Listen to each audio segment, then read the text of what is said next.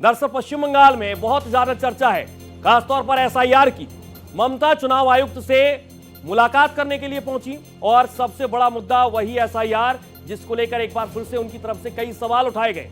SIR को लेकर ज्ञानेश कुमार से मुलाकात की है पश्चिम बंगाल की मुख्यमंत्री ममता बनर्जी ने। टीएमसी के 15 मेंबर्स की डेलीगेशन के साथ ही मुलाकात होती है। सीईसी ज्ञानेश कुमार झूठे हैं, ममता बनर्जी की तरफ से ये कहा गया कि चुनाव आयुक्त ज्ञानेश कुमार झूठे हैं। बंगाल में वोटरों के नाम काट दिए गए। ममता बनर्जी ने एक बार फिर से यही सवाल बार बार उठाया और एक बार फिर से वो ये कहती हुई नजर आई कि बंगाल में वोटरों के नाम काट दिए गए। ईसी तो बीजेपी का आईटी सेल है, ये आरोप भी उनकी तरफ से लगाया गया। कभी ऐसा इलेक्शन कमीशन को नहीं देखा जिन्होंने इतना एरोगेंट है, ग्रेट लायर है। हम उनको कहा था कि आपको कुर्सी को रेस्पेक्ट करते हैं, because no chair is permanent for anybody, one day you have to go, but don't create this president and only why Bengal is being targeted.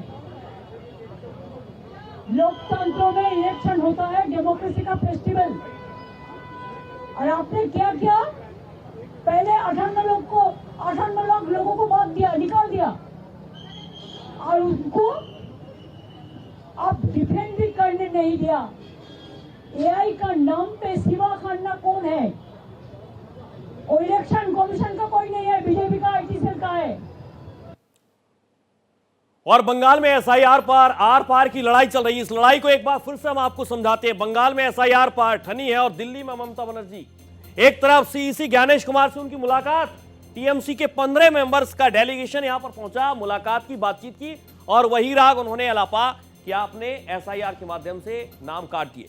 दूसरे तरफ एसआईआर को संविधान के खिलाफ भेदभाव बता रही है ममता बनर्जी। टीएमसी का रियल वोटर्स के नाम हटाए जाने का दावा इनकी तरफ से किया गया और इसके जरिए आप इसे बेहतर तरीके से समझ सकते हैं कि वही राग बार बार उनका है कि आपने जो टीएमसी का कोर वोटर है उसी के आप वोट आखिरकार क्यों काट रहे हैं। टीएमसी का रियल वोटर आपने काट दिया। अब 2026 का क्या होगा आने वाले वक्त में चुनाव में? 2024 के चुनाव को देखना बेहद महत्वपूर्ण होता है, क्योंकि एक तरफ टीएमसी 46% वोट लोकसभा चुनाव में मिले, बीजेपी को 39% वोट मिले, कांग्रेस और सीपीएम को मिला देते हैं तो 11% का ये वोट शेयर यहां पर पहुंच जाता है और बीजेपी 5% वोट शेयर बढ़ा लेती है और इसीलिए ममता हार सकती है। लेकिन ममता को हराना बेहद मुश्किल है, लेकिन नामुमकिन नहीं। और इसीलिए 5% वोट का डर हमेशा ममता बनर्जी को रहता है, क्योंकि हमेशा भारतीय जनता पार्टी इसी 5% वोट शेयर को लेकर लगातार खुद को मजबूत करती हुई नजर आई है और इसी 5% वोट का डर पश्चिम बंगाल की मुख्यमंत्री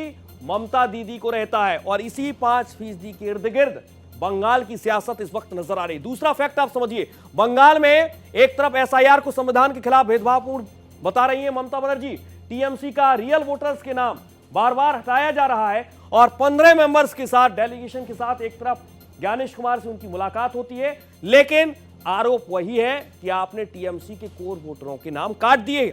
और इसके अलावा टीएमसी का अगर रियल वोटर हटाया गया एसआईआर के माध्यम से तो सिर्फ और सिर्फ ममता बनर्जी बार बार चुनाव आयोग को कटघरे में खड़ा करती है और उन्होंने माना है कि चुनाव आयोग पूरे तरीके से बीजेपी के इशारे पर काम कर रहा है और एक तरफ ये मुलाकात के साथ तमाम तरीके की जवाब है। इसके अलावा ममता की लड़ाई अब सुप्रीम कोर्ट तक जा पहुंची है। एसआईआर को लेकर टीएमसी की सुप्रीम कोर्ट में याचिका है और इसके अलावा एसआईआर के नियमों के खिलाफ इसे बताया गया है टीएमसी की तरफ से, तो दूसरे तरफ टीएमसी का वोटर्स के नाम हटाने का आरोप भी है। और ये 3 अलग अलग फैक्ट हैं जिस पर एसआईआर को लेकर ममता बनर्जी लगातार मुखरता से अपनी बात रख रही है। एक तरफ चुनाव आयोग को लेकर वो लगातार सवाल उठा रही है, दूसरी तरफ सुप्रीम कोर्ट में टीएमसी की याचिका है एसआईआर को और एसआईआर को नियमों के खिलाफ उन्होंने बताया है। अब ममता ने कैसे एसआईआर को हथियार बनाया इसे भी आप समझिए। बंगाल में एसआईआर की ड्राफ्ट लिस्ट में 58 लाख वोट काट दिए गए। मुस्लिम बाहुल इलाकों में बहुत कम नाम काटे गए। पूरा फैक्ट है एसआईआर का जो हम आपको बता रहे हैं। इसके अलावा मुर्शिदाबाद, मालदा मुस्लिम इलाके जहां पर डिलीशन रेट बहुत कम है और इसीलिए ममता बनर्जी को लेकर तमाम तरीके के सवाल हैं। बंगाल में बीजेपी का 1 करोड़ घुसपैठिए होने का दावा फर्जी है। टीएमसी ने इस बात का भी जिक्र किया है ममता बनर्जी की पार्टी ने कि 1 करोड़ घुसपैठिए होने का दावा पूरे तरीके से फर्जी है।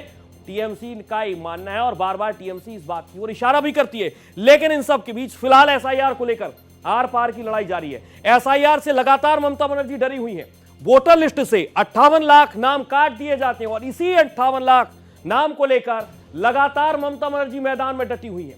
और इन सब के बीच आखिरकार 58 लाख नाम आपने कैसे काट दिए, इसी का जवाब लेने के लिए सुप्रीम कोर्ट में पार्टी की तरफ से एक याचिका दायर की गई है।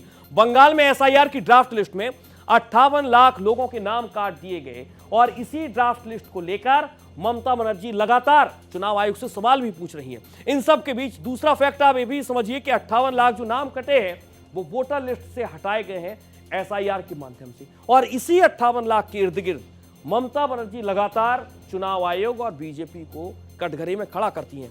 फाइनल लिस्ट पर आइए, और फाइनल लिस्ट को लेकर भी तमाम तरीके के अलग अलग फैक्ट हैं। पश्चिम बंगाल में एसआईआर ममता को क्यों डर है, इसे भी आप समझिए। नाम कटे हैं 58,20,899, मृत वोटर 24,16,800 और पता बदला है 19,88,076, गैर मौजूद है 12,20,039 और डुप्लीकेट एंट्री 1,38,328, जबकि हटाए गए अन्य वोटर हैं 57,604। ये पूरा फैक्ट है और इसीलिए ममता बनर्जी को लगातार डर है। नाम 58,20,899 कटे हैं।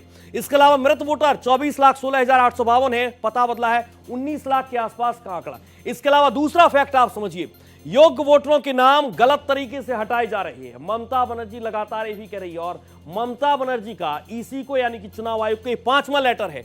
योग्य वोटर जो हैं उनके नाम गलत तरीके से हटाए जा रहे हैं। इसके अलावा दूसरी बड़ी बात, योग्य वोटरों के संवैधानिक अधिकारों का हनन हो रहा है। जो फील्ड में काम कर रही टीम है उनका विरोध हो रहा है और इन सब के बीच बिना गलती के लोगों को परेशान किया जा रहा है और ये सवाल ममता बनर्जी की तरफ से बार बार उठाए जा रहे हैं।